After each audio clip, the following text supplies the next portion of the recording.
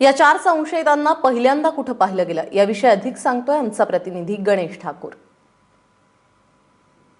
US ह्या शाळेमध्ये शिकणाऱ्या एका मुलाने, एका विद्यार्थीनं दुसऱ्या ज्या संशयित अतिरेकीला इथनं पाहिलं होतं, इथनंच तो आज जात होता अशा प्रकारची माहिती दिली आहे।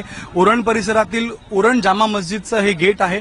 या गेटच्या आतच तो अतिरेकी जो आहे तो गेला आणि त्याने काळे कपडे घातले होते, त्याच्याकडे जे वेपन्स होते आणि वेपन्स असून तो इथनं त्याने जाताना पाहिलं। सकाळच्या वेळेला 6:45 वाजता तो इथनं आपल्या शाळेच्या दिशेला चालला होता। इथनं शाळा जी आहे ती 1 किलोमीटरच्या अंतरावर आहे।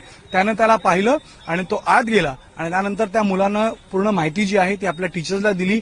ही माहिती महत्वपूर्ण यासाठी आहे कारण हे आपण पाहू शकतो इथे जंगल असा परिसर आहे। इथं या मस्जिदच्या गेटच्या इथं झाड इथं पडलेलं आहे, मागे मस्जिद आणि मस्जिदच्या मागे डोंगर आहे, त्याच डोंगरच्या तिथं नेव्हीचा बेस आहे, नेव्हल बेस करंजा, जिथं आर्म्स अँड अम्युनिशन ठेवण्यात येतं। आणि या उजव्या बाजूला रस्त्याच्या ह्या बाजूला जे आहे तिथं खाडी आहे, जिथं मुंबईला जाणारा समुद्री रस्ता आहे।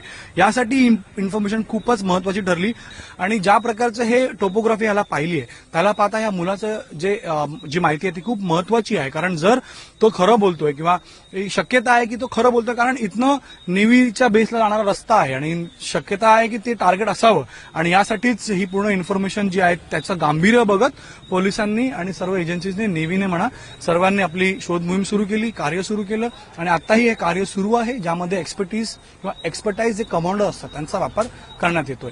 कॅमेरामॅन अरविंद आणि आशिष घरातसह गणेश ठाकूर, एबीपी माझा, उरण।